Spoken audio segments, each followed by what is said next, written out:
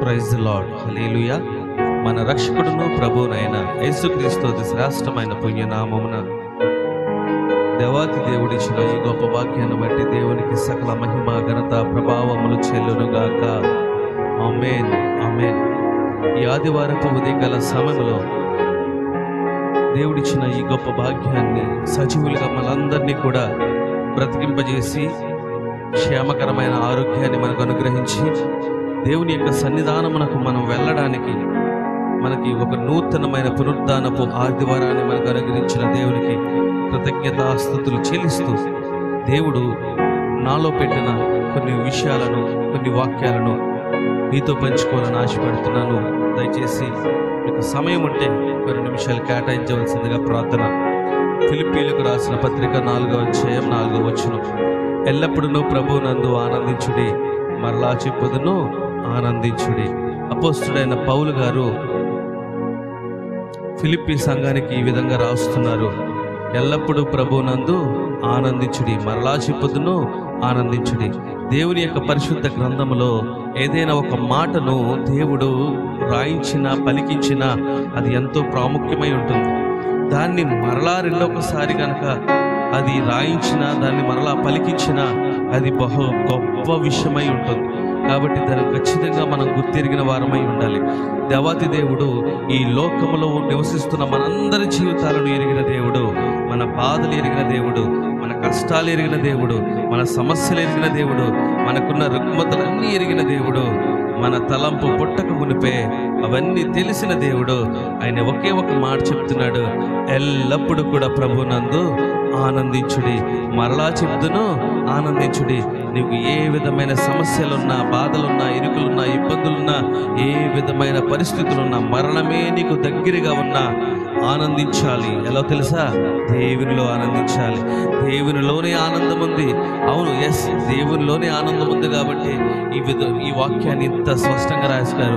ఈ లోకంలో ఏ మనుషుల్లోనూ కూడా మనకు ఆనందం దొరకదు, ఏ వస్తువులోనూ కూడా మనకు ఆనందం దొరకదు, ఏ ఆస్తి పాస్తుల్లో, డబ్బుల్లో, లోకంలో ఉన్న అందములో, ఐశ్వర్యంలో, లేకపోతే మన టాలెంట్లో ఎందులోనూ కూడా ఆనందం దొరకదు. కానీ ఇదిగో మన జీవితాన్ని దేవునికి సమర్పించినప్పుడు, మన ప్రాణాన్ని ఆయనకు సమర్పించినప్పుడు, మన దేహాన్ని ఆయనకు సమర్పించినప్పుడు, మన పాపములన్నీ ఒప్పుకుని ఆయన రక్తములో కడగబడి పరిశుద్ధపరచబడి నీతిమంతులుగా మారి దేవుని సన్నిధిలో ఆయన పనిముట్టుగా వాడబడడానికి మనం సిద్ధపరచుకున్నప్పుడు మన హృదయంలో నూతనమైన ఆనందాన్ని కలగజేస్తాడు. ఆమేన్.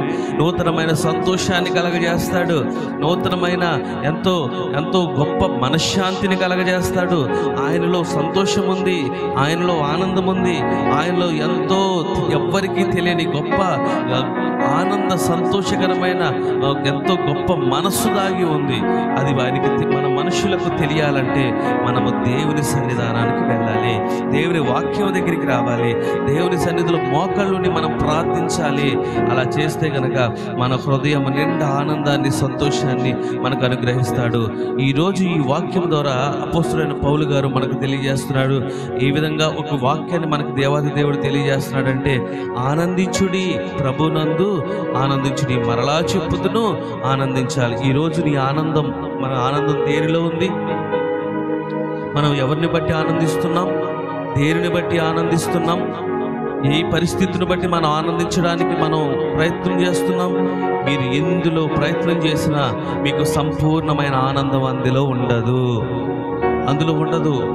అందులో ఏ విధమైన ఆనందం ఉండదు. సినిమాలో ఆనందం ఉండదు, సినిమా పాటల్లో ఆనందం ఉండదు, లోక సంబంధమైన వీడియోస్లో ఎటువంటి ఆనందం ఉండదు, ఇన్స్టాగ్రామ్లో ఆనందం ఉండదు, ఫేస్బుక్లో ఆనందం ఉండదు, యూట్యూబ్ వీడియోస్లో ఈ లోక సంబంధమైన విచిత్రమైన ఆ వీడియోస్లో ఎటువంటి ఆనందము ఉండదు.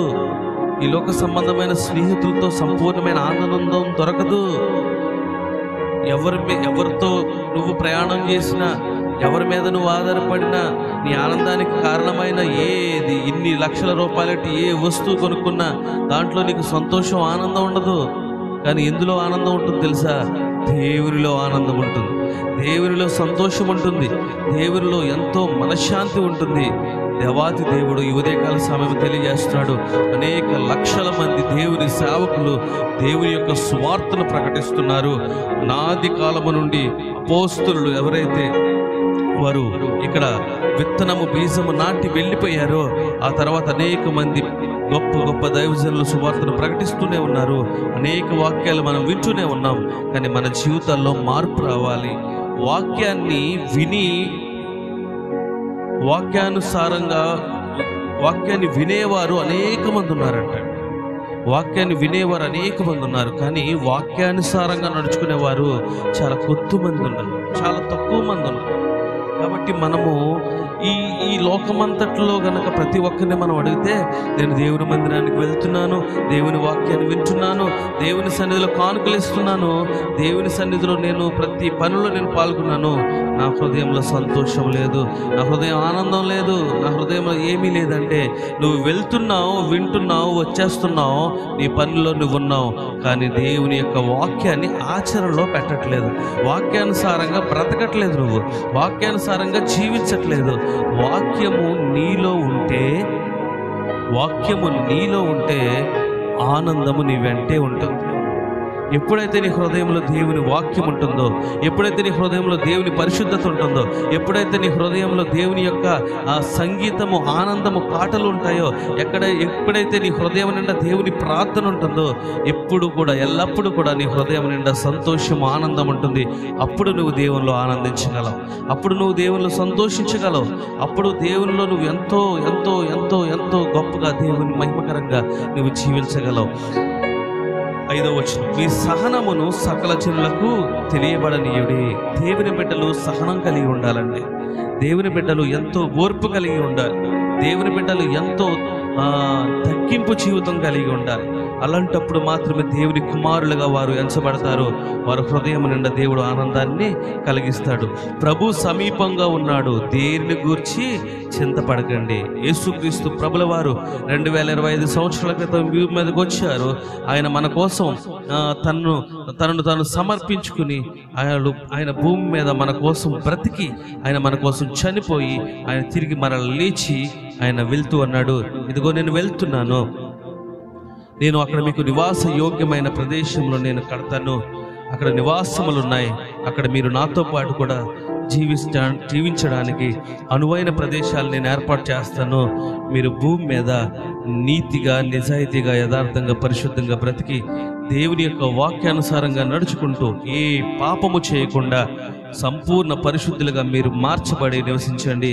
ఇదిగో నేను ఒక రోజు రాబోతున్నాను, ఆ రోజు మిమ్మల్ని అందరినీ తీసుకుని వెళ్తాను అని దేవాది దేవుడు ఆ మాటలు చెప్పి వెళ్ళిపోయారు. కాబట్టి మనము దేవుడు సమీపంగా ఉన్నాడు, దేవుని రాకడ అతి సమీపంగా ఉందని తిరిగి దేని విషయంలోనూ చింతపడకూడదు. అనేకమైన విషయాలు, కొంతమంది పెద్ద పెద్ద విషయాల్లో చింతపడతారు, అది పర్లేదు, కానీ కొంతమంది అయితే మరి చిన్న చిన్న విషయాలు కూడా చింతపడతారు. ప్రతి చిన్న విషయానికి బాధపడిపోతారు, ప్రతి చిన్న విషయానికి కోప్పడిపోతారు, ప్రతి చిన్న విషయానికి బలహీనులైపోతారు. దేవుడు మనల్ని సృజించిన దేవుడు, మనకు ఆరోగ్యం ఇచ్చిన దేవుడు, మనకు ఆయుష్నిచ్చిన దేవుడు, మనకు బలాన్ని ఇచ్చిన దేవుడు, మనకి ఈ జీవితాన్ని ఇచ్చిన దేవుడు, మనకు ప్రతి విషయంలో కూడా ఆయన మనకు తోడుగా ఉంటాడు. కాబట్టి ప్రతి విషయంలోనూ మీరు ప్రార్థన, విజ్ఞాపన చేత కృతజ్ఞతాపూర్వకంగా మీ విన్నపాలు దేవునికి తెలియజేస్తే మీ చింత యావత్తును ఆయన కొట్టివేసి మీకున్న బాధను, మీకున్న సమస్యను, మీకున్న పరిస్థితులన్నిటినీ కూడా మార్చివేసి మీరు పరిశుద్ధమైన జీవితాన్ని మీరు జీవించడానికి ఇష్టపడిన క్షణము నుండే దేవుడు మీ జీవితాల్లో కార్యం చేయడం మొదలు పెడుతూ ఉంటాడు.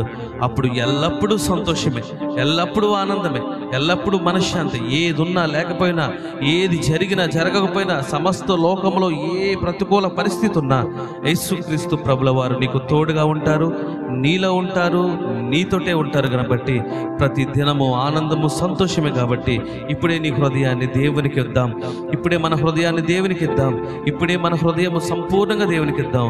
ఒకటి గుర్తుపెట్టుకోండి, దేవుని వాక్యంను వినేవారు అనేకులు ఉన్నారు, దేవుని మందిరానికి వెళ్ళేవారు అనేకులు ఉన్నారు, దేవుని పరిచర్యలో పాల్గొనేవారు అనేకులు ఉన్నారు, కానీ దేవుని యొక్క వాక్యానుసారంగా నడుచుకునే వారు చాలా తక్కువ మంది ఉన్నారు. దేవుని వాక్యం మనలో వస్తేనండి, దేవుని వాక్యము కనుక మన హృదయంలో కనుక మనం ఆహ్వానిస్తే ఏం జరుగుతుందో తెలుసా? మన హృదయంలోనికి యేసయ్య వస్తారు. ఎప్పుడైతే మన హృదయంలోనికి యేసయ్య వచ్చారనుకోండి, ఈ లోక సంబంధమైన ప్రతికూల పరిస్థితులే కానీ, ఏ పాపమే కానీ, శాపమే కానీ, దోషమే కానీ, ఈ లోక సంబంధమైన హేయకరమైన క్రియలు ఏదైనా కూడా ఒక్కటి కూడా మన హృదయంలో ఉండకుండా ఆయన మొత్తము సంపూర్ణంగా తీసి పారవేసి మన హృదయాన్ని, మన జీవితాన్ని, మన మనస్సును పరిశుద్ధపరిచి పవిత్రపరిచి మనలో నీతిమంతులుగా మారుస్తారు. ఆయన మన హృదయంలో జీవిస్తారు.